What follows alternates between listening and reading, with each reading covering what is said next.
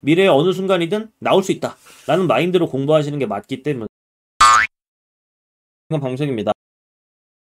오늘은 문법 요소입니다. 어떤 분이 올려달라고 말씀하신 것도 있고 또 일부 학생들은 지금 시험 범위일 수도 있을 것 같아서 영상 준비해 봤고요. 원래 사동피동이 포함되어 있어야 되는데 그건 다른 영상에서 제가 올린 적이 있으니까 그거 참고해 주시고 오늘은 사동피동 제외한 높임, 시간, 부정, 인용 표현에 대해서 같이 살펴보는 시간 한번 가져보도록 하겠습니다. 제가 문법의 신은 아니기 때문에 여러분들보다 조금 먼저 공부한 입장으로 뭐 이런 내용이던데요? 이렇게 공부하니까 좀 더 편하던데요? 하는 것들 전해드릴 수 있는 정도 부족하지만 도움됐으면 좋겠고요. 시작해볼게요. 구독, 좋아요. 높임 표현. 세 가지 높임 표현이 나옵니다. 이 높임 표현은 이 질문에 대한 답으로 종류를 나눈 거예요. 누구를 높이는가? 요거에 대한 답. 당연히 되게 쉬워요. 주체 높이고요. 객체 높이고 상대 높일 텐데 이거에 대해서 조금 더 우리에게 와닿는 표현으로 바꾸면 뭐가 될까? 편하게 생각하면 이렇게 하면 끝납니다. 주체 높임법이니까 주어를 높인다. 근데 완벽하게 똑같은 말은 아니라서 잠깐만 짚고 넘어가면 이래요. 주어는요. 문장 성분이라서 분석하는 단위가 어절이에요. 그래서 주어는 아마도 이렇게 이루어져 있을 겁니다. 주체 플러스 괄호치고 주격조사. 왜 괄호를 쳤냐면 주격조사는 생략이 잘 될 거니까. 요 정도? 그럼 주체는 뭔데? 정확히 말하면 이거죠. 주어가 가리키는 대상. 일상적인 우리의 생각으로는 똑같습니다. 근데 좀 문법적으로 좀 집요하게 보면 다르긴 하다. 뭐 이런 내용을 짚고 넘어가는 것 뿐이죠. 뭐 그렇고요. 그 다음 객체 높임법. 얘는 별표 칠게요.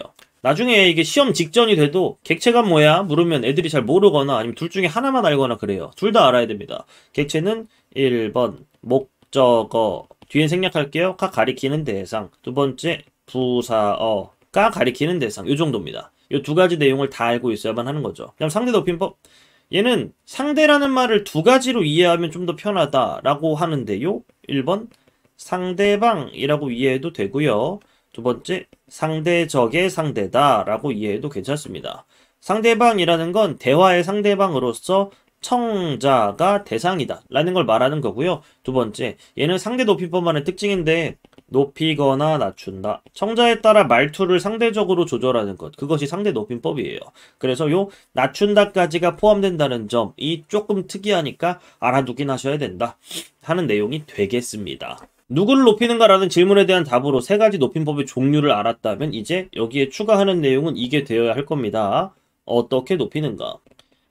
요 질문에 대한 답으로 각각의 높임법의 내용들을 채우시면 기본적인 공부 내용이 끝나요. 물론 각각의 높임법과 관련해서 조금 더 심화해서 같이 다뤄볼 만한 내용들도 있으니까 그런 것도 같이 보긴 할 건데 기본적인 내용은 이게 다다라는 거죠. 전체 체계를 알고 들어가야 돼요. 그냥 자세한 내용들을 쭉 공부해서 모으다가 체계를 모르는 상황이 되면 바보가 될 수 있으니까 누구를 높이는가 어떻게 높이는가가 큰 틀이구나 알고 들어가시면 조금 더 좋겠습니다. 주체 높임법 주어가 가리키는 대상을 높인다 하는 게 기본이었는데 어떻게 높이는지에 대한 방법은 요 세 가지가 있다라는 거죠. 조금 더 정확히 한다면 요 시는요. 의시라고 말하는 게 조금 더 맞아요. 이 의라는 건 매개 모음으로써 나올 수도 있고 나오지 않을 수도 있는 그 녀석이니까 참고해 주시고요. 해볼게요. 선어말 어미가 무엇인가? 가셨겠다 라는 말이 있다고 볼 때 얘를 좀 풀어볼게요. 이렇게 나누면 얘를 어간이라고 하고 여길 싹 다 어미라고 합니다. 그리고 시, 엇, 겟, 다 중에 맨 오른쪽에 있는 요 다를 말 끝에 있는 어미라고 해서 어말어미라고 하죠. 남아있는 녀석은 얘네요. 얘는 분명히 어미긴 해요. 근데 어말어미보다 앞에 있죠. 즉 먼저 있습니다. 왼쪽이 앞이니까 국어에선. 그래서 요 녀석들을 싹 다 뭐라고 부르냐면 각각을 다 선, 어말, 어미라고 부르게 되는데 그 중에 요 시는 주체 높임에 기여하는 그런 선어말 어미다 라는 걸 말씀드리는 거죠. 엇은 과거 시제 선어말 어미가 될 거고요. 겟은 추측을 나타내는 선어말 어미다. 이렇게 말씀드리면 맞겠네요. 어쨌든 간에 이런 문법적인 자격에 해당하는 그런 선어말 어미라고 하는 그 시가 결합하게 되는데 얘의 인상은 이렇게 기억해 주시면 너무 좋아요.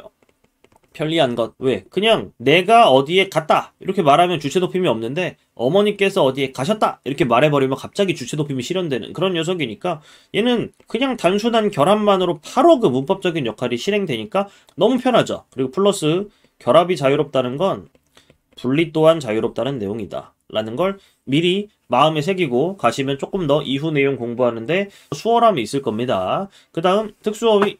특수어휘가 뭔데? 높임을 실현하기 위한 별도의 어휘다.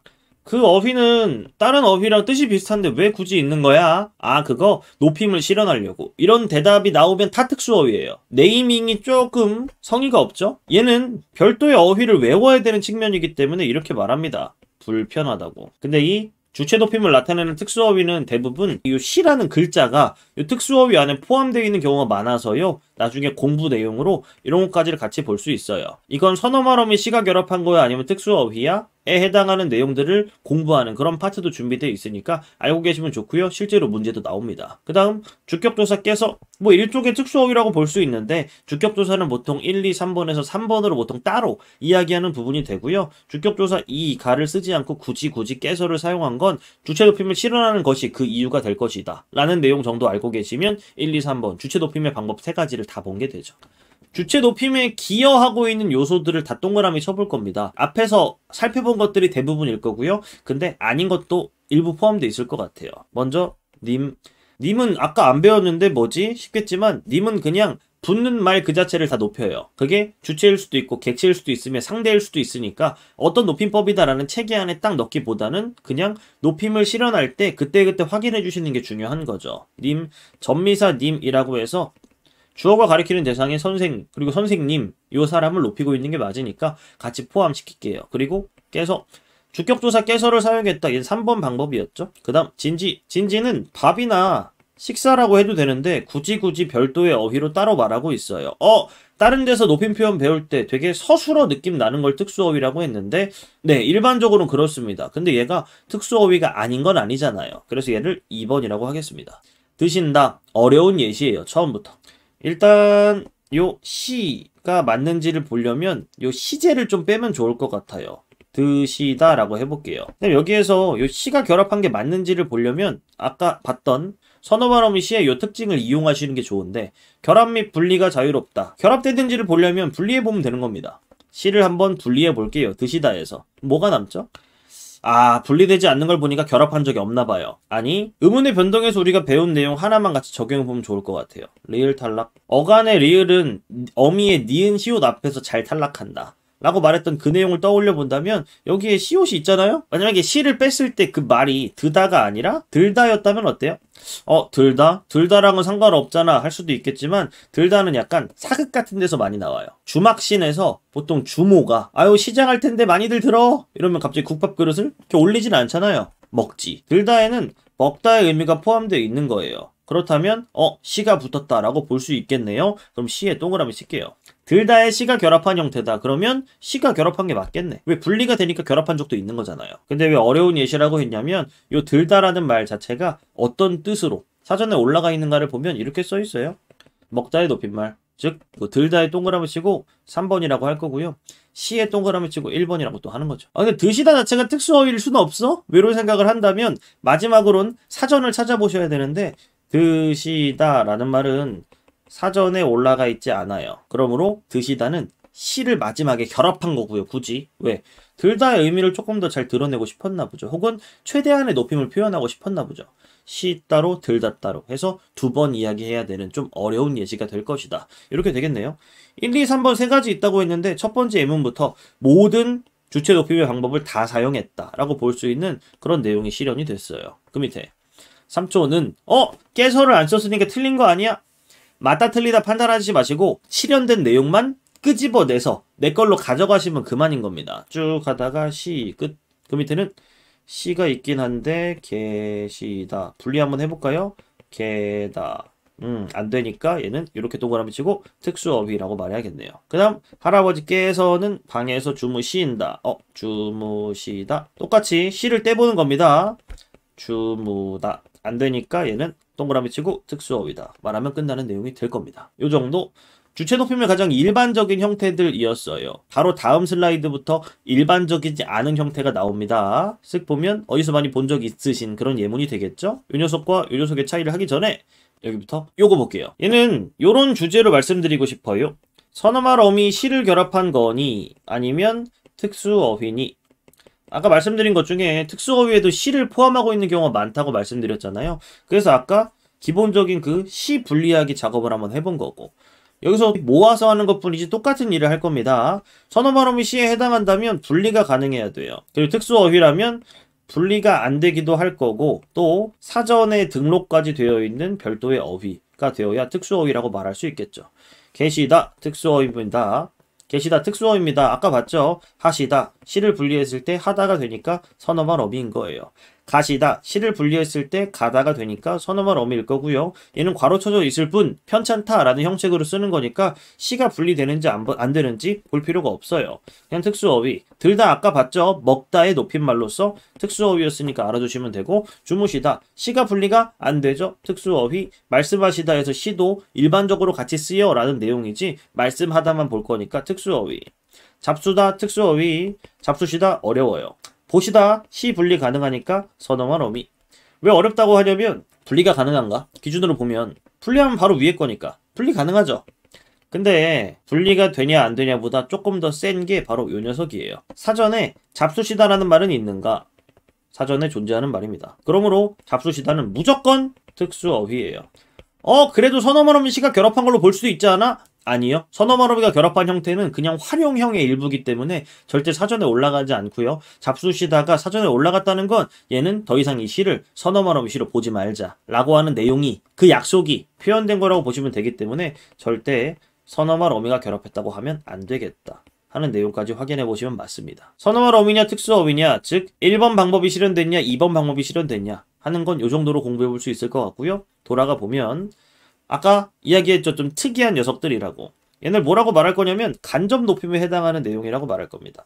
간접 높임 말로 간단하게 설명하면 이래요. 높이고자 하는 대상이 있어요. 그 대상을 그냥 높이면 직접 높임이 될 겁니다. 여기에 있는 예문들은 싹 다 직접 높임이 표현되어 있고요. 근데 여기에 나오는 간접 높임은 해당 서술어가 무언가를 높이긴 해요. 근데 그 녀석을 높이려고 해서 높인다기보단 진짜 마음속에 어떤 대상이 있습니다. 그 대상을 높이려고 했는데 직접적으로 높일 수는 없으니까 간접적으로라도 보통 이런 내용이 나오죠. 소유물이나 관련된 대상이라고 합니다. 그거라도 높여서 결과적으로 원래 높이려고 했던 그 사람에게 나의 높임의 의도가 닿기를 바라는 그런 표현, 그런 간접 높임이라고 하죠. 직접 높임인지 간접 높임인지 어떻게 알아? 요 서술어에 주인을 찾아보시면 됩니다. 주인을 찾기는 쉬워요. 다른 주인이 없다면 바로 맨 앞에 있는 그 녀석이 주인일 테니까요. 얘는 어떤가요? 얘도 주인이 이렇습니다. 근데 요 녀석들의 주인은 얘가 됩니다. 교장 선생님 벙치죠? 나 높이려는 거 아니야? 맞아요. 맞는데 이 서술어의 주인이 아니셔서 그 높임이 직접적으로 닿진 않죠. 요 녀석을 높이는데 우린 고민합니다. 교장 선생님을 높이고 싶은데 소유물이 많다? 관련된 대상이 많나? 맞다면 요 녀석에 대한 높임을 실현해서 결과적으로 교장 선생님에게 그 높임의 의도가 닿기를 바라는 마음을 전달하는 거. 그게 바로 간접 높임일 거예요. 첫 번째 건 교장 선생님을 향하니까 직접 높임이라는 거겠죠? 근데 이 두 가지가 뭐가 다르길래 이렇게 해놨을까? 하나만 기억하시면 돼요. 간접 높임은요. 특수어휘가 있어도 안 써요. 무조건 선어말 어미 시의 형태만 사용하셔야 돼요. 이해는 뭐 맘대로 하셔도 돼요. 특수어휘가 제일 높은 거니까 직접 높임과의 차등을 둬서 간접 높임은 그냥 높임의 의도만 표현하고 직접 높임일 때 진짜로 해야지. 그래야 오히려 더 직접 높이면 효과가 높아지지. 이렇게 하셔도 되고 그냥 외우셔도 되고요. 간접 높임은 특수어휘를 사용하지 않는다. 선어말 어미 의시를 사용하지. 요 정도? 얘는 직접 높임이라고 했어요. 그러니까 마음껏 최대한 높여야 돼요. 조금이라도 낮은 등급의 높임을 표현하게 된다면 욕먹어요. 너 하기 싫은데 억지로 하는 거 아니야? 왜 이렇게? 요게 동그라미 실 거고요. 계신다 라는 형태가 조금 더 자연스럽겠네요. 그 밑에 교장 선생님 말씀이 있으시겠습니다. 계시겠습니다. 얘는 간접 높임이라고 했죠. 그렇기 때문에 무조건 있으시겠습니다를 동그라미 치는 거고요. 말씀은 교장 선생님 것이니까 그래서 높임의 의도를 표현했고 결과적으로는 교장 선생님에게 그 높임의 의도가 닿기를 바란다 라는 내용 정도가 있을 수 있겠네요. 아니 교장 선생님이 결국 뭔데 왜 주체 높이면 뭐 어떻게 하자는 거야? 교장 선생님은요 주어가 아닙니다. 관형어에 해당하죠. 왜? 이 사이에 들어갈 수 있는 말은 의 정도가 될 거니까. 이 말씀은요 두 가지입니다. 말의 높임말일 수도 있고요. 낮춤말일 수도 있어요. 부모님 말씀을 잘 듣자. 그럼 높임말이고요. 제가 드릴 말씀이 있는데요. 그럼 나의 말이니까 낮춤말이 됩니다. 어쨌든 여기선 높임말이 될 거고요. 그 말씀을 높여서 교장 선생님을 높이려고 한다. 그래서 있으시겠습니다의 그 의시 구성만 사용하지 특수어휘니까 사용하지 않더라 라는 내용까지 보시면 딱 맞는 내용이 되죠. 이거 가지고 문제가 꽤나 나오니까 알고 계시면 좋겠습니다. 이건 어때요? 영희 아버님은 편찬 의시다. 의시를 빼더라도 편찮다라는 건 특수어휘인 거잖아요. 특수어휘를 사용한 이유? 직접 높임이기 때문에 그래요. 어떻게 알 수 있는데? 이렇게 향하잖아요. 근데 그 밑에 영희 아버님은 다리가 아프시다. 시가 붙었습니다. 왜? 시를 빼면 아프다가 가능하니까. 얘는 편찮다라고 안 하고 아프다라고 한 이유가 있을 것 같아요. 이 아프다가 향하는 건 다리가 될 건데 그 다리가 누구의 것이다? 영희 아버님의 것이라서 다리라도 높여서 영희 아버님에 대한 높임의 의도가 닿기를 바라는 거죠. 간접 높임이라고 말할 거고요. 그렇기 때문에 얘는 특수어휘가 아니라 선어말 어미를 사용했다. 간접 높임이라는 건요. 왜 주체 높임 파트에 들어가냐면 이런 방법이 주체 높임이에요. 근데 궁극적으로 높이고자 하는 대상이 주체 혹은 주어 뭐 이런 것들이 아닐 수도 있죠. 이거의 실현 형태는 1번 혹은 2번입니다. 1번은 이렇게 말해요. 서술절을 아는 문장이다. 이렇게 되겠죠? 근데 걱정이 결과적으로 모여서 얘는 얘만 향하지만 얘는 할아버지의 걱정이라서 이래서 높임이 실현되게 되는 거고요. 그 밑에 선생님의 키가 크시다. 얘는 관형어에 해당하는 대상을 결과적으로 높이고자 하는 경우 요 1번과 2번 유형만 존재하니까 알고 계시면 되고요. 대충 이런 구성일 때 한번 서술어의 주임만 확인해 주시고 그 대상이 원래 높이고자 하는 그 어떤 누군가 그 자체가 아닐 때 그때 간접 높임이라고 말하시고 플러스 선어말 어미 시만 써야 돼 라는 룰만 지키시면 간접 높임은 처음엔 낯설지만 어려운 내용은 아니게 되는 그런 항목이 됩니다. 확인하시고요. 넘어가겠습니다. 객체 높임법. 아까 말했죠. 객체라는 건 두 가지가 가리키는 대상이다. 목적어일 수도 있고 부사어일 수도 있다. 여기엔 1번에 더 편리한 게 들어가야 되는데 빠져있죠. 뭐가 없죠? 선어말 어미라는 편리한 장치가 없다. 그래서 어쩔 수 없이 특수어휘가 발달한 경우엔 특수어휘를 쓰고 그리고 부사격조사 깨를 사용하게 되는 그런 내용까지가 있다. 나중에 공부할 내용은 뭐가 있냐면 이 특수어휘 vs 주체 높임의 특수어휘 이런 게 있겠죠. 그리고 부사격조사 깨 되게 유치한 문제인데 나와요. 나오는 이유는 뭘까요? 깨랑 깨서가 비슷하게 생겼으니까. 뭐 이런 거. 헷갈리지 않는 방법은 깨서를 높이기 전의 형태 이 가로 한번 바꿔보시는 거고 깨는 에게 생각해 보신다면 아마 덜 헷갈리지 않을까 이런 생각은 드네요. 특수어휘를 통해서는 두 가지를 다 높일 수 있습니다. 목적어랑 부사어가 가리키는 대상을 둘 다 높일 수 있지만 부사격조사 깨를 통해서 높일 수 있는 대상은 한정적이에요. 부사어가 가리키는 대상은 가능하지만 목적어가 가리키는 대상은 불가능하다. 넘어가 보겠습니다. 나는 할머니를 모시고 할아버지께 갔다. 높임의 대상 둘. 첫 번째 할머니. 얘는 목적어가 가리키는 대상에 해당하는 경우가 되겠죠. 얘는 깨를 못 쓰니까 어떻게 사용했을까? 아, 이 목적어를 높이기 위해 모시고라는 특수어휘를 사용했다. 요 특수어휘 모시고는 꽤나 조심하셔야 됩니다. 요 시 때문에 주체 높임이라는 낚시가 나올 때가 되게 많아요. 절대 주체 높임이 아니다. 요거 근데 이따가 바로 다음쯤에 나오는 걸 보시면 아마 헷갈리지 않게 문제 푸실 수 있을 거라서 아 이런 걸 낚시 걸기도 하는구나. 한 번만 그냥 본 적 있다 정도로 만드시는 거 그거면 됩니다. 그 다음 할아버지께 갔다. 높임의 대상 두 번째 부사어가 가리키는 대상. 얘는 어떻게 표현했나? 부사격조사 깨를 통해 그 높임을 표현했다 라는 내용 보시면 끝납니다. 한마디로 객체 높임법의 이 예문은 모든 방법이 다 포함되어 있는 그런 예문을 또 한번 보여드린 게 되는 거죠. 높임법에 해당하는 많은 예문들을 넣어놨는데요. 객체 높임에 관여하는 요소들만 다 동그라미 쳐보고 넘어가겠습니다. 깨 드려라. 그리고 뵈러 왔어요. 그리고 여쭤봐도 되나요? 드릴. 그리고 말씀이 있습니다. 이 말씀도 결과적으로 같이 됩니다. 그 다음 모시고 요 정도인데 이제 누구를 높이는가까지 한번 체크하면 좋겠죠. 주체 높이면 무조건 주어를 높인다라고 봤으니까 얘는 목적어인지 부사어인지 체크하자는 거예요. 할아버지께 당연히 부사어일 거고요. 드려라. 깨 드려라. 아 부사어구나. 선생님을 뵈러 왔어요. 선생님의 이 목적어에 해당하는 거니까 목적어를 높인다고 볼 수 있고요. 궁금한 걸 여쭤봐도 되나요? 목적어는 겉에 붙어있는 요 리을이 것을의 줄임말이잖아요. 그 녀석을 높일 필요 없을 것 같아요. 그럼 얘는 뭐야? 부사어를 높이는구나. 부사어가 안 써있는데 예, 그래도 부사어를 높인다고 무조건 봐야겠죠. 드릴 말씀이 있습니다. 뭐야 누구한테? 선생님께 라는 말이 같이 있다고 본다면 선생님께 드릴 말씀이 말씀 자체가 드릴 말씀을 드리다 이니까 높이는 대상은 아닐 거란 말이죠. 이 드릴은 부사어를 높이고 있다. 그리고 그 드릴 때문에 같이 쓰이는 거라면 얘도 부사어를 높이기 위해 말의 낮춤말로서 기능하고 있는 거겠죠. 그 다음 오후에 할머니를 모시고 갈 거예요. 시에 낚이면 안 되고 목적어를 높이고 있다. 이 정도의 내용으로 확인하시면 맞습니다. 넘어가 볼까요? 객체 높임법의 특수어휘는 4개밖에 없어요. 아까 모시다가 낚시로 나올 수도 있어. 하지만 뒤에 있는 내용을 공부하면 낚시에 안 걸릴 거야 라고 말씀드린 게 있었는데 실제로 그렇죠. 되다 뵙다는 거의 같은 말인데 별도의 어휘로 나와 있긴 하죠. 이 비읍이 있는 말이 좀 더 공손한 느낌을 준다고 한다. 인데 둘 다 되는 말입니다. 여쭈다 여쭈다 마찬가지고. 들이다 모시다 요 네 가지면 끝나요. 그리고 하나 더. 애초에 어떤 객체를 높이는지가 정해져 있는 말들입니다. 되다 목적어고요. 여쭈다 무조건 부사어예요. 문장에 부사어가 안 나타나 있을지라도. 그럼 들이다 부사어입니다. 모시다 목적어입니다.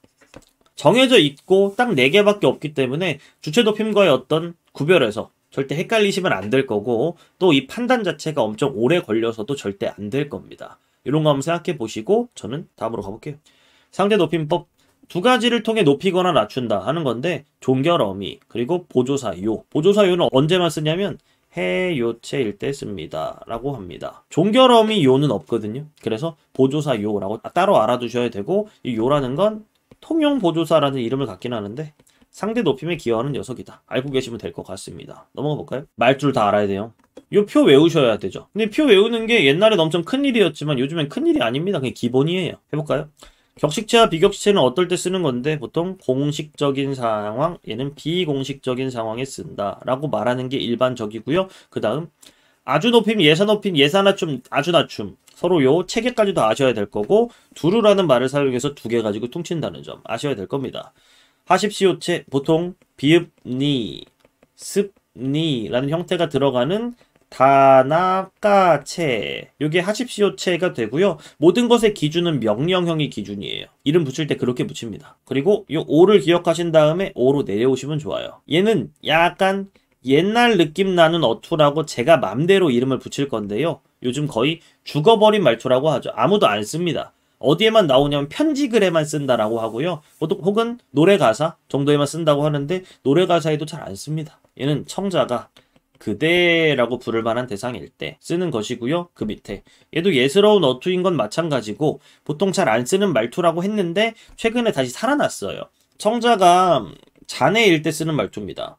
옛날에는 대학교 교수님들이 제자한테 쓴다 라고 말했던 내용인데 그 교수님들마저 잘 안 쓴다고 하죠. 그럼 언제 쓰길래 살아났나? 장인어른 장모님이 갑자기 쓰는 말투. 뭐 예를 들어 제가 결혼하기 전에 뭐 여자친구 집에 놀러 가요. 그러면 민서가 과일 먹어 이렇게 하시던 분이 갑자기 결혼하면 박서방 과일 좀 먹게 갑자기 말투가 바뀐다는 거예요. 이럴 때 사용하는 말투로 살아남았다 라고 하는데 얘도 옛날 느낌 나는 건 뭐 어쩔 수는 없죠. 요 2가지 있죠. 예사 높임과 예사 낮춤으로 똑같이 옛날 느낌 나는 어투는 맞지만 높임이냐 낮춤이냐가 아예 다르다는 거예요. 요 체계 구별해 주시고 아주 낮춤으로 해라체가 있다. 낮춤말의 일반적인 경우구나. 그 다음 해요체는 뭐가 있을까요? 요가 붙어 있을 거고요. 해체는 요가 빠져 있겠네요. 그리고 요 해체라는 걸 우린 반말이라고 부릅니다. 말을 하다 말아서. 낮춤말은 그냥 낮춤말이고 얘는 낮춤말이자 반말인 그런 말투에 해당한다고 보시면 되겠죠. 말투를 구별하는 걸 물어보는 게 수능에는 나온 적은 없어요. 근데 문법은 언제나 과거의 기출문제를 가지고 여기까지만 나오는구나를 생각할 게 아니라 일반적으로 약속된 내용이라면 미래의 어느 순간이든 나올 수 있다 라는 마인드로 공부하시는 게 맞기 때문에 말투 구별하는 것까지 알려드리겠습니다. 보통 잘 안 해요. 근데 우린 해서 끝낼 수 있으니까 알려드리는 겁니다. 한번 같이 보도록 할까요? 이게 진짜 아무도 안 하거든요. 근데 이거 참고하는 내용으로 좀 보시고요. 정리해서 아예 알려드릴게요. 스텝 1. 일반적인 낮춤말이 나온다. 그러면 요거 해보시는 거예요. 요 결합 가능? 결합이 가능하다. 그러면 해체인 거예요. 결합이 안 돼. 그러면 해라체입니다. 이 말 자체에서 결합 못 하잖아요. 해요, 해라요, 요런 걸로 구별하는 거죠. 2번째, 옛날 느낌 나는 말투. 나오면 그대인지 자네인지 판단해야죠. 그대이면 하오체, 자네이면 하개체. 끝. 3번째, 습니다의 습니, 뭐 합니, 뭐 갑니다의 비읍니 이런 것들 나오면 하십시오체입니다. 단 청유형에 해당하는 비읍시다, 합시다, 먹읍시다 이런 거 있잖아요. 요건 한 단계 낮춰줘야 돼요. 왜? 얘는 엄청난 높임말이 아니거든요. 하오체로 한 단계 다운해주는 느낌 기억해 주시면 맞습니다. 그 다음 4번째, 감탄형은 따로 외우셔야 돼요. 감탄형 구려, 구먼으로 끝나는 말들이 있는데 얘를 순서대로 그냥 무조건 외우세요. 그런 다음에 위에부터 배열하시면 돼요. 배열하면 얘가 하오체가 되고 얘가 하계체가 됩니다. 구려 구먼은 다 예스러운 어투에서 위아래 구려 구먼 이거면 끝납니다. 이게 다거든요. 하십시오체의 청유형은 뭔데? 십시다라는 게 있어요. 아무도 안 쓰는 말투. 이게 있기 때문에 따로 나눠서 비읍시다는 한 단계 내려줘야 돼 라는 말까지를 하는 거죠. 이게 다인데 숙지했나요? 왼쪽에 있는 거 같이 해볼 건데 할 수 있나요? 지웁니다요. 어제 민주가 그 음악회에 갔었니? 갔었니요? 안 되니까 해라체. 성우가 어제 너희 집에 놀러가게 했어요? 되니까 해체. 네가 동생한테 볼펜을 가져다 주었구나요? 안 되니까 해라체. 어떻게 그 숙제를 1시간 만에 끝냈지요? 되니까 해체. 비읍시다. 하오체. 어머 온대요? 해체. 십시다. 끝까지 잘 확인해야 돼요. 얘는 하십시오체. 씁니다. 십시오. 하십시오체. 대학 가기 힘들구먼. 구려구먼. 하오하게 하게체. 이런 느낌입니다. 요걸 이제 하나씩 풀어서 써놓은 거니까 알아두시면 좋겠고요. 하오하게는 높임과 낮춤으로 이루어진 말이라는 점까지도 다 알고 이제 해주셔야 결과적으로 되는 내용이라는 점 정도 괜찮나요? 여기까지 하면 상대 높임법의 어려운 내용까지를 같이 봤고요. 그 다음 요거 압존법. 압존법은 이것 때문에 듣는 이가 높이고자 하는 대상보다 윗사람일 때, 윗사람은 언제만 해당할 수 있나? 요거는 이 압존법이라는 건 언제만 사용한다고 오피셜하게 정해져 있냐면 가족 관계이거나 스승과 제자 관계, 이 가족과 사제지간에만 사용한다고 되어 있어요. 근데 군대나 회사 같은 데서도 사용되는 경우가 있죠. 근데 그건 올바른 예절은 아니라고는 합니다. 가족과 사제지간, 스승과 제자지간일 땐 사용한다. 할머니 듣는 사람 보세요. 아까 삼촌이 밖으로 나가다가 넘어졌어요. 삼촌은 분명히 나보다 높은 사람일 텐데 주체 높임을 하지 않죠. 높이고자 하는 대상은 주체일 수도 있고 객체일 수도 있잖아요. 그 밑에도 교수님 사제지간이네요. 주체 높임이 사라졌습니다.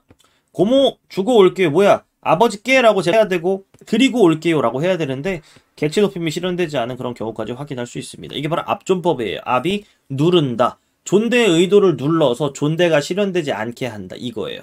중대장님 박병장이 생활관에 있습니다. 이건 올바른 예절은 아닌 거죠. 저 이거 옛날에 군대 가서 잘못하다가 혼났던 기억이 있네요. 예를 들어 뭐 상병한테 김일병님이 말한 이후에 바로 김일병님이 아이고 김일병님이 뭐 어떻게 하셨어요. 이게 엄청 비아냥돼요. 옛날 군대라 그렇겠지만 그랬던 기억이 있는데 제가 조금 더 그때 좀 국어에 진심이었다면 그 국어 예절에 안 맞는다고 합니다. 더 혼났겠죠. 어쨌든 간에 그 밑에 사장님 회사에서도 하는데 김 과장이 지금 책상에서 잡니다. 이게 아니라 원래 어떻게 해야 된다. 위에도 계십니다. 깨서 써주고 여기서도 깨서 써주고 주무십니다. 물론 정서엔 안 맞아. 근데 국어 예절에는 이게 맞는 말이긴 하더라 라는 정도로 확인해 보고요. 여기가 바로 올바르게 압존법이 쓰이는 예시들이니까 알고 계시면 괜찮겠네요. 얘는 왜 끝에 하냐면 상대 높임법에 해당하는 그 듣는 이가 더 높을 때 주체나 객체 높임법이 압 누름을 당할 수 있다. 이런 거 한번 같이 보려고 모든 걸 다 안 다음에 보는 게 좋을 것 같아서 봤고요. 그 다음 종합 판단. 종류를 판단하고 높임 표현의 기여한 요소를 찾으래요. 저희 아버지께서 입으실 옷입니다. 깨서 실 있으니까 이 녀석들은 뭘까요? 주체. 그리고 옷입니다에 이게 있으니까 상대의 하십시오체. 이러면 되겠죠? 근데 맨 왼쪽에 저희. 이 저희는 왜 쓴 건 줄 알아요? 약간 외운 거 가지고 바로 답할 수 있는 내용들은 그대로 답을 해줘야 돼요. 근데 외운 거에 포함 안 돼 있는 경우 있잖아요. 그럴 땐 무조건 바꿔보기가 답이에요. 세 가지를 바꿔보면 되잖아요. 주어, 그리고 목적어, 부사어에 해당하는 녀석들을 바꿔본다든지 혹은 상대, 듣는 사람을 바꿔본다든지. 저희라는 말이 언제 바뀌는지 보세요.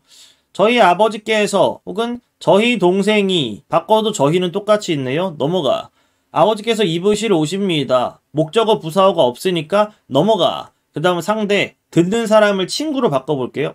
우리 아버지께서 입으실 옷이야. 저희가 우리로 바뀌네요. 저희는 우리의 낮춤말로서 뭐 때문에 쓰였다. 상대 높임 때문에 쓰인 게 확실하다. 끝. 요런 거. 어서 이걸 가져다 드리고 오세요. 드리고 이거 뭐야? 오세요 있으니까 일단 해요체.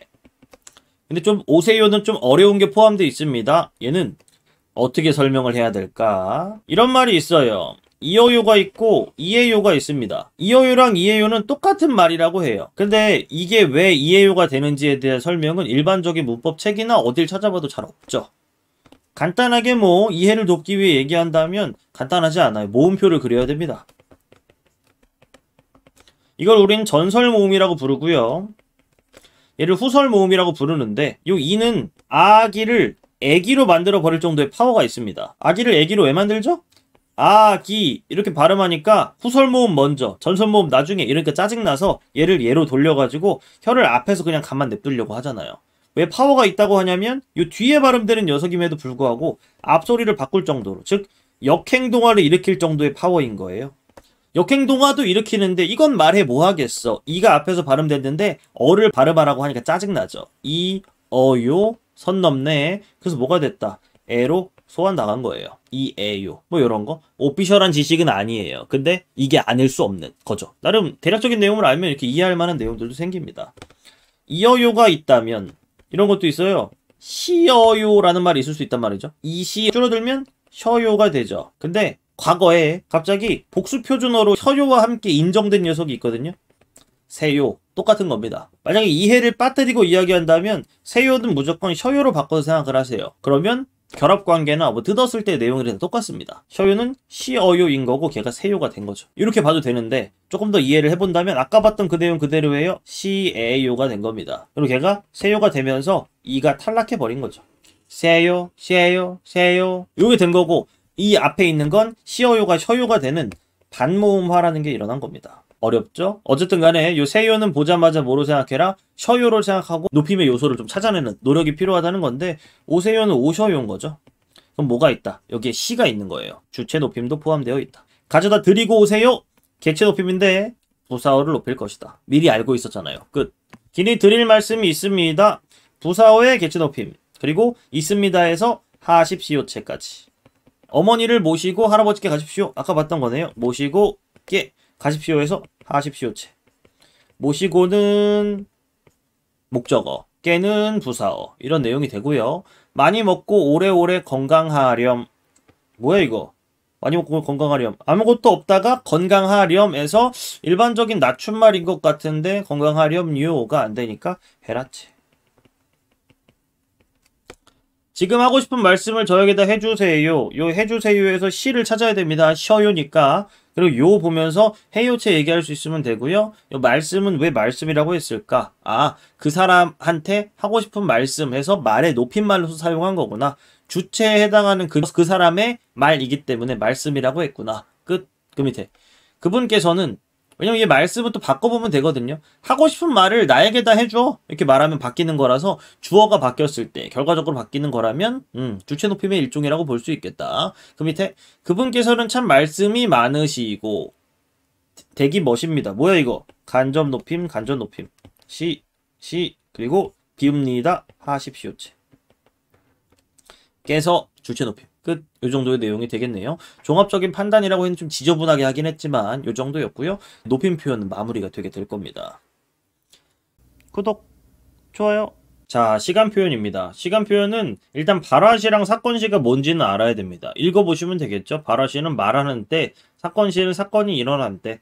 그냥 과거 시제, 현재 시제, 미래 시제 요 세 가지밖에 없긴 한데 보통 문제의 그 선택지에는 이 두 가지 개념 가지고 일부러 헷갈리라고 이런 형태로 보통 제시를 하게 됩니다. 이거에 대한 해결책은 이렇게 그림을 그리는 거예요. 이런 그림. 이래놓고 발화시, 사건시 이걸 하는 거죠. 여기가 앞이고요. 그건 언제나 오른쪽이 뒤입니다. 발화시가 사건시에 앞섭니다. 시간이 흘러갈 텐데 지금 말해요. 아직 일어나지 않은 일에 대해서. 발화시가 사건시에 앞서는 걸 우린 미래 시제라고 하죠. 바꿔볼게요. 사건시, 발화시. 사건시가 발화시에 앞설 때 말합니다. 이미 지난 일에 대해서. 과거 뭐 이런 식으로 되는 거죠. 일치하는 건 아예 붙어있을 거니까 어려울 게 없을 텐데 앞선다 라는 표현이 나올 때 조금 짜증날 수도 있을 거라서 느낌적인 느낌으로 하지 말고요. 바로 요런 그림을 그려서 바로 해결하시는 걸 추천드리겠습니다. 넘어갈게요. 시제를 판단하는 방법을 이렇게 말합니다. 요 시간을 나타내는 방법들이 있긴 한데 우린 국어를 사용하는 사람들이잖아요. 그래서 판단 방법은 1단계가 이거예요. 먼저 판단한다. 시제는 복잡하지 않습니다. 과거, 현재, 미래밖에 없어요. 그리고 플러스 2번 시제를 나타내는 요소를 나중에 확인한다. 이런 걸 추천드려요. 민석이는 오늘도 긴 코트를 입었다. 과거, 현재, 미래 중에 뭐죠? 물론 이건 문법적으로 약간 논란이 있을 만한 문장이지만 현재의 예시로 많이 나오는 내용입니다. 근데 어시 쓰인 것 뿐이죠. 그 다음 너 앞으로 학교에는 다 갔다. 갔다니까 과거인가요? 아니요. 너 큰일 났다 이거죠. 미래입니다. 해외여행이라도 한번 했으면 좋겠다. 했다. 라는 건 과거인데 아직 안 하지 않았나요? 요거 미래를 얘기하는 거고요. 너 이제 큰일 났다. 얘도 미래를 얘기하는 게 되겠네요. 그냥 과거, 현재, 미래를 나타내는 말들을 기억해 놓은 다음에 그것들을 조합해서 시제를 나타내는 국어는 영어가 아닙니다. 그러므로 요소를 종합해서 결론 내지 마시고 결론부터 낸 다음 요소를 나중에 확인하세요. 첫 번째 문장에서 이렇게 말하는 거죠. 현재 시제를 일반적으로 과거를 나타내는 서너말 어미를 통해 표현했다.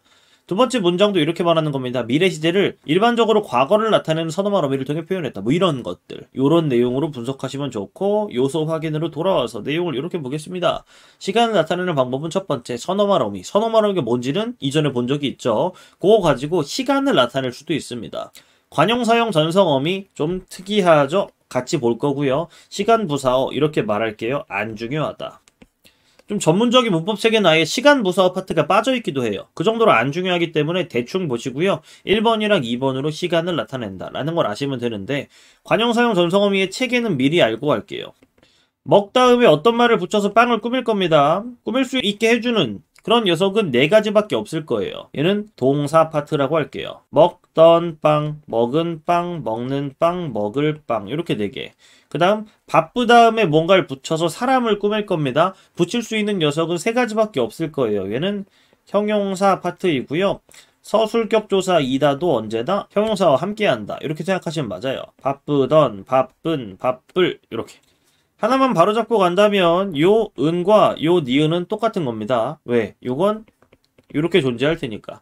은으로 실현될 수도 있고 니은으로 실현될 수도 있는 거죠. 또 하나 요 을과 리을은 똑같은 겁니다. 왜? 이런 형태라서 을로 실현될 수도 있고 리을로 실현될 수도 있으니까. 요 정도를 한 번 더 생각하고 들어가 보면 좋겠죠?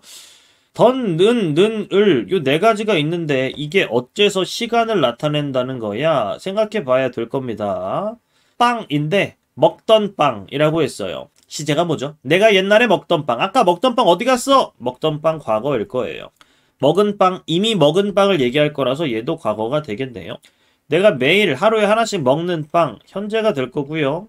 내가 내일은 꼭 먹을 빵, 이런 미래가 되겠네요. 시제는 4개밖에 없는데 관용사용 전성어미는 동사 파트에서 4개나 허락이 되니까 2개, 1개, 1개 조합으로 갈 수 있을 겁니다. 그래서 과거가 2개나 갖게 되고요. 현재는 는 하나, 미래는 을 하나 이렇게 갖게 되겠네요.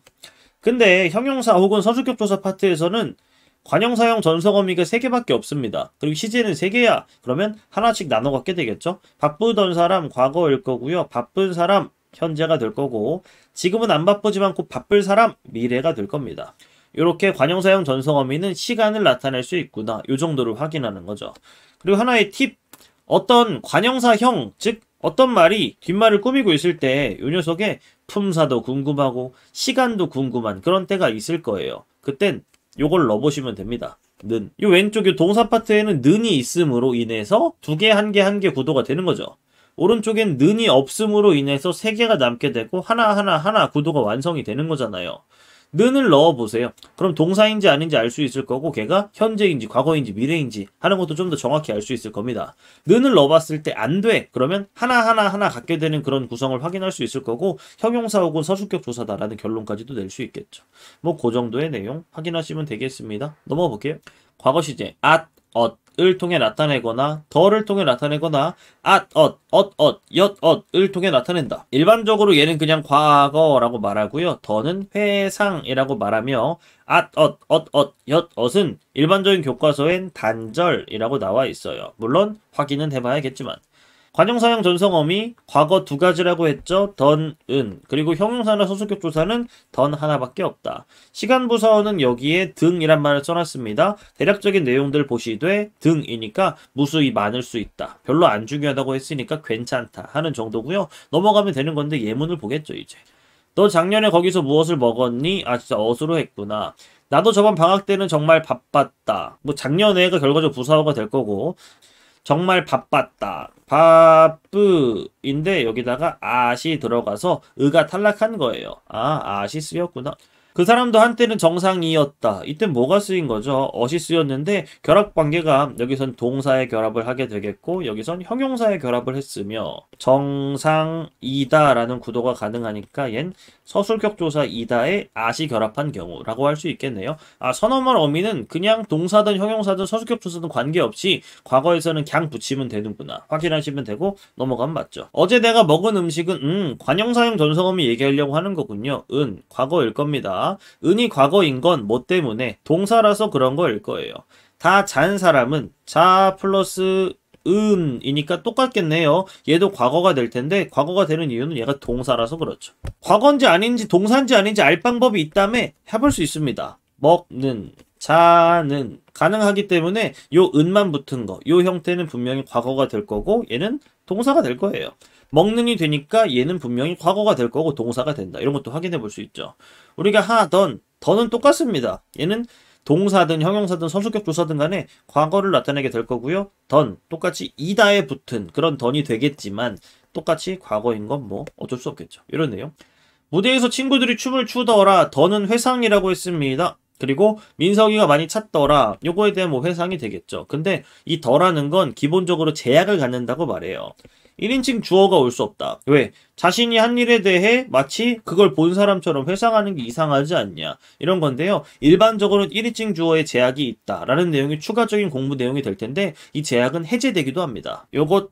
얘는 내적 경험. 자신의 내적 경험을 이야기할 땐 1인칭 주어일 때도 가능하다. 그거에 대한 회상이니까 가능하다라는 말을 하고요. 그 밑에는 자신을 객관화하여 바라볼 때 나도 몰랐는데 내가 또 그러고 있더라. 자신을 관찰자의 입장에서 본 그런 내용을 회상할 수도 있는 거니까 이럴 땐 또 1인칭 주어를 써도 되더라. 이런 내용으로 1인칭 주어의 제약은 일반적으로 있지만 해제되기도 한다. 이런 내용 확인할 수 있으면 괜찮습니다. 추가적인 공부 내용이에요. 다 다루고 싶으니까 뭐 말씀드린 내용이죠. 그 다음 방금 전에 안 사실인데 내일 영미가 결혼하더라. 결혼하더라 라고 말할 때 그 더가 말하는 결혼한다는 건 아직 일어난 일이 아니죠. 근데 회상을 하고 있단 말이죠. 그 밑에 그녀가 지금도 수원에 살고 있더라. 얘는 현재 지금 살고 있는 건데 내가 있더라 라고 한다고 과거의 일이 되는 건 아니에요.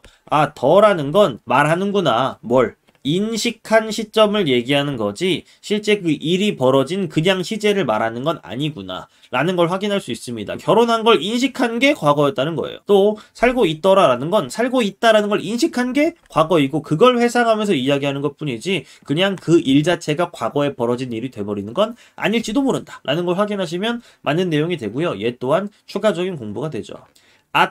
이건 일반적으로 단절을 나타낸다고 했었죠. 실제로 이 예시들은 단절을 나타낸다고 볼 수 있을 겁니다. 근데 꼭 단절을 나타내는 건 아니야. 단절이 아닐 거예요. 왜? 지금도 그러니까. 그럼 얘는 뭐라고 봐야 하나? 교과서에선 단절로 나오니까 그냥 보시되 원래 완벽하게 내용을 끝까지 본다면 보통 이런 이름을 붙여요. 과거를 한 번 더 확인하는 그런 용도로 사용하는 것이다. 과거 확인하고 지금도 그렇다고 진술하는 거라면 애써 굳이 단절을 말하지 않아도 둘 다 설명할 수 있는 예시가 될 거잖아요. 과거 확인에 정도를 볼 수도 있겠다 하는 게 뭐 추가적인 내용이 되겠죠. 의 의미 이거 어렵습니다. 봐봐요. 그냥 사전에 나오는 내용과 예문 그대로예요. 이야기하는 시점에서 볼 때 사건이 이미 일어났음을 나타내는 어미 즉 과거를 나타낸다는 건데 과거죠. 근데 이거 이야기하는 시점에서 볼 때 완료되어 현재까지 지속되거나 현재에도 영향을 미치는 상황을 나타내는 어미.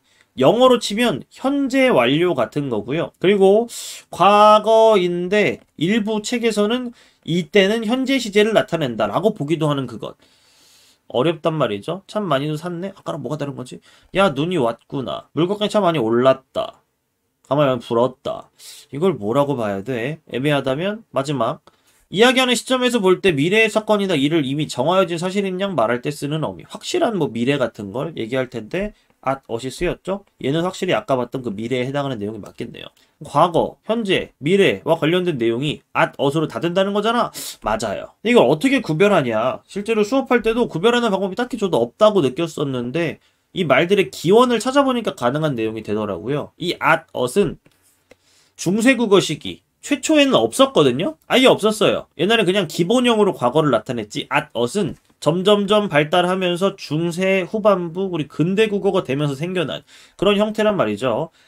엇의 기원은 이거였어요. 일부 동사에 이렇게 쓰이던 거예요. 아, 잇, 잇. 이게 줄어서 앗, 엇이 된 거죠. 이가 탈락하면서 결과적으로 앗, 엇이 된 겁니다. 근데 그 아, 잇, 잇이라는 기원과 관련된 내용이 요 녀석이에요. 앗, 엇의 의미가 여러 가지가 있을 텐데 완벽하게 과거화된 것이 1번. 그리고 아, 잇, 잇의 흔적이 남아서 현재의 의미가 섞여 있는 게 2번. 그리고 얘는 그냥 쓰임에 따라 확정적으로 미래를 나타낼 때 그냥 사용하는 미래의 뜻이 3번. 이렇게 되는 거죠. 한마디로 2번을 구별하는 게 되게 어려운데 어거지로라도 이게 되면 2번이에요. 이러면 현재까지 영향을 미치는 게 맞죠. 그렇게 돼서 지금 그렇게 있다는 거니까. 근데 얘 보세요. 그는 집에 가 있다. 나는 어제 밥을 많이 먹어 있다. 안 되는 그런 것들 그냥 과거에 해당하게 될 거고 얘는 아, 잇, 잇이라는 구성이 어느 정도 이루어질 테니까 얘는 현재에 영향을 미쳐서 일부 책에서는 아예 현재라고도 보기도 하는 그런 내용이 되는구나. 현재인지 과거인지 결과적으로 헷갈린다면 그냥 문제에서 1번, 2번, 3번에 대응되는 걸 한번 찾아보라고 나와요. 그러면 이 두 번째에 대응되는 걸 확인할 땐 아, 잇, 잇이 가능한지를 한번 봐주시면 아마 조금 더 도움이 될 거다 하는 내용은 있죠. 앗, 엇의 의미 1, 2, 3은 실제로 가끔 문제에 출제되는 꽤나 중요한 내용이니까 구별하는 방법에 대해서 일단 느낌적으로 보시고 아, 잇, 잇이라는 보조 도구로 한번 도움 받으시고 이러면 아마 괜찮지 않을까 싶은 내용이 되겠습니다. 그 방금 다 먹었어. 얘는 1번. 과거예요. 늦어 있어요. 죄송해요. 늦었어요. 그래서 지금도 늦어 있어요. 현재에 영향을 준다. 넌 누굴 닮아 있니? 2번 현재에 영향을 준다. 나는 조금 전에 와 있고 민석이는 방금 와 있어. 2번 영향을 준다. 너 이제 큰일 났다. 3번. 이렇게 되는 거라서 요 답이랑 한 번 더 맞춰보시면 아 문제 풀 때 이런 느낌으로 풀어야겠구나. 나름의 기준을 정립할 수도 있겠죠. 실제로 굉장히 애매한 내용인데 그 기원에서 영향관계를 보면서 조금이라도 힌트를 얻은 그런 내용에 해당하니까 100%의 느낌이 안 오실지도 모르겠지만 이게 최선의 방법이다. 라는 걸 알고 계시고 넘어가면 맞겠습니다. 현재 시제 동사랑 형용사 수수격 조사가 다릅니다. 동사는 뭐라도 붙어야 현재형을 나타낼 수 있어요.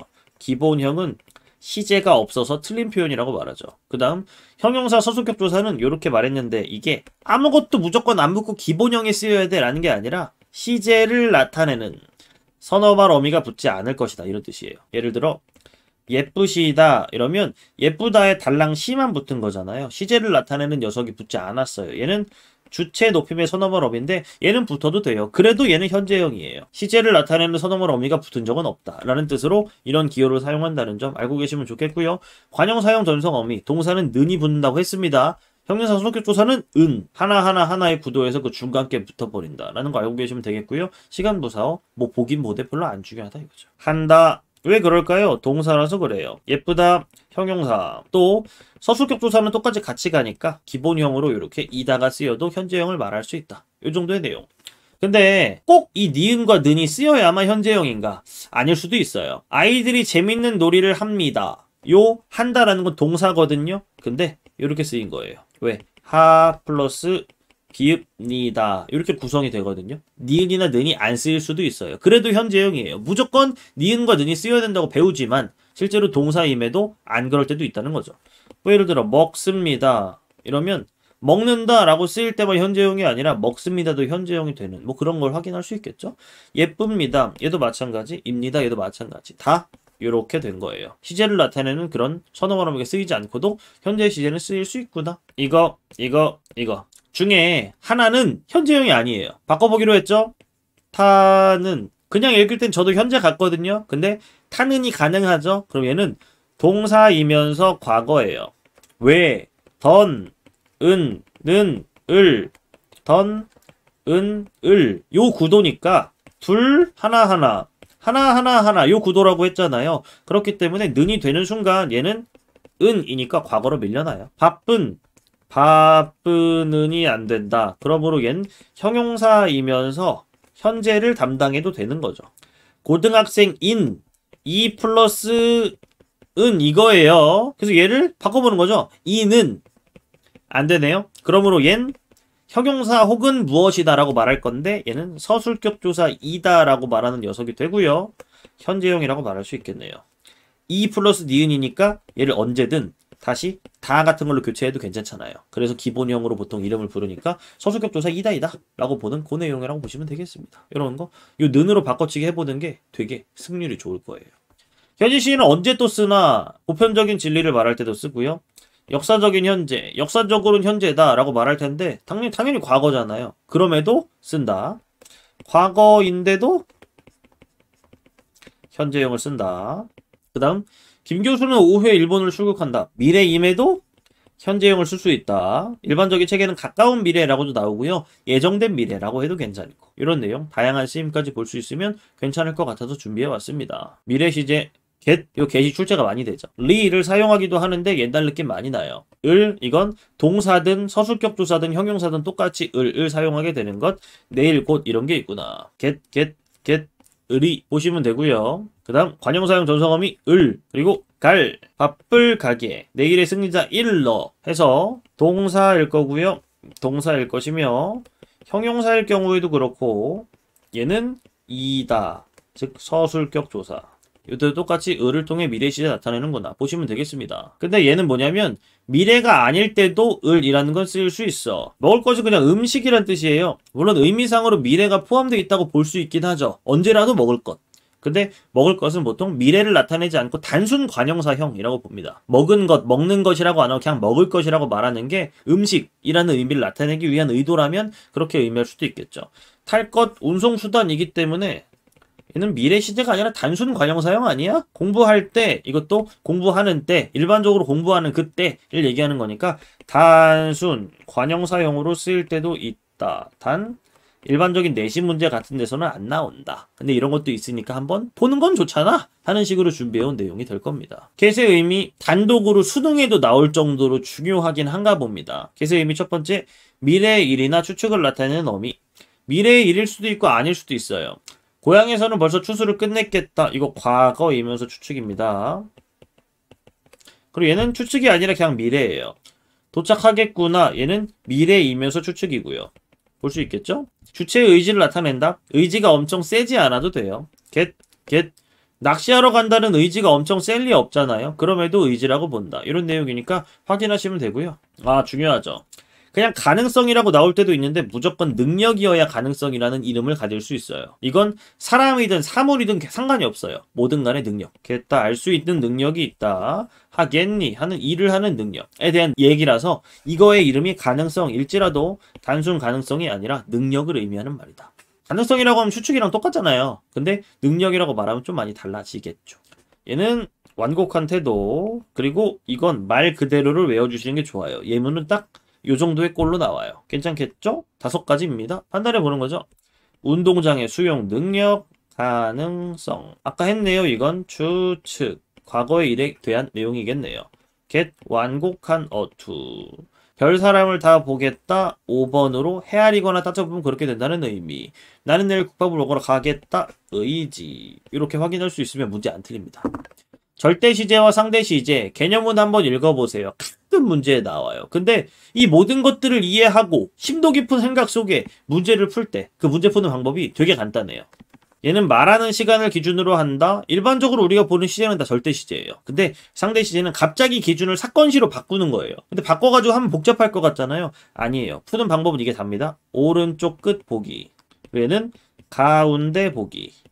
가끔 명사절에 해당하는 내용을 상대시제에 포함하는 문제도 있지만 일반적으로 상대시제는 관형사형 혹은 관형절이라고 하는 그 녀석의 시제를 바라보면 된다 라고 말하는 게 일반적이니까 알고 계시면 되겠죠? 판단하기 쉬워요. 절대시제는 과거예요. 상대시제 현재. 얘 타는으로 바꾸면 얘가 바로 과거가 돼버리겠죠? 과거. 빨래하는 현재. 절대시제는 과거이지만 상대시제는 현재, 과거, 현재일 수 있는 그것. 시선만 옮기고 바로바로 하면 그냥 끝나버리는 이런 문제. 이런 게 가끔 어려운 개념으로 등장하는 절대시제와 상대시제니까 알아두시면 되겠고요. 넘어가면 동작상이 나오겠네요. 동작상은 이런 내용인데 결국 이게 있다. 진행상과 완료상이 있는데요. 동작상은 상태의 상이 아닙니다.